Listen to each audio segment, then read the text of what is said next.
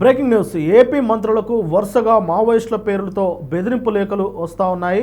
మొదటగా మంత్రి కందుల దుర్గేష్ అమరావతిలోనే ఆయన పేషీకి ఈ లేఖ అనేది వచ్చింది. ఈ బెదిరింపు లేఖ రావడంతో ఆయన పేషీ వెంటనే అలర్ట్ అయ్యి పోలీసులకు కూడా ఇన్ఫర్మేషన్ ఇచ్చారు.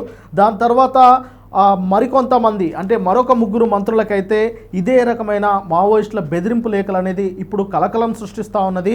అయితే ముందుగా కందుల దుర్గేష్ అంటే పర్యాటకం, సాంస్కృతికం అలాగే సినిమాటోగ్రఫీ మినిస్టర్గా ఉన్న మంత్రి కందుల దుర్గేష్కి అయితే మొదటగా లేఖ వచ్చింది. ఆయనతో పాటు ఆయన కుటుంబీకులను కూడా హతమారుస్తాము అంటూ ఆ లేఖలో పేర్కొన్నారు. అమరావతి సచివాలయంలోని ఆయన పేషీకి ఈ లేఖ రావడంతో వెంటనే ఆయన పేషీ అయితే అలర్ట్ అయింది.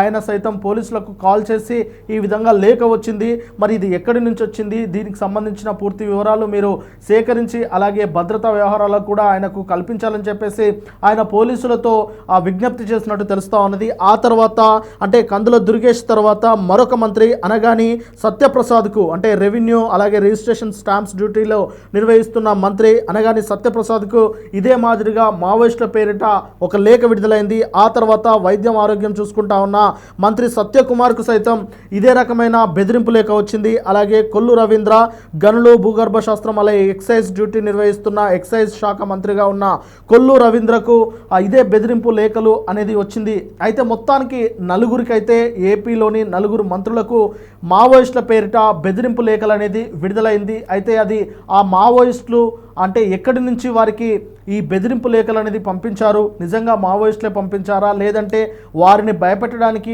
మరెవరైనా ఇది ఒక తుంటరి ప్రయత్నంగా చేస్తూ ఉన్నారా అనే దానిపైన ఇప్పుడు పోలీసులు దర్యాప్తు చేస్తున్నట్టు తెలుస్తూ ఉన్నది. ఏదేమైనప్పటికీ వారికి మావోయిస్టుల నుంచి లేఖ వచ్చింది కాబట్టి ఖచ్చితంగా వారు అప్రమత్తంగా ఉండాలి. వారికి సంబంధించిన భద్రతా వ్యవహారాలను కూడా చూస్తున్నట్టు తెలుస్తూ ఉన్నది. అయితే ఒకవైపు మావోయిస్టులను ఏరివేస్తూ ఉన్నాం, మార్చి కల్లా మావోయిస్టులు ఉండరు అని చెప్పేసి అటు కేంద్ర ప్రభుత్వం చెప్తా ఉంటే ఇప్పుడు మావోయిస్టుల లేఖ ఏపీలో రావడము ఇవి ఇప్పుడు కలవరపరుస్తూ ఉన్నాయి.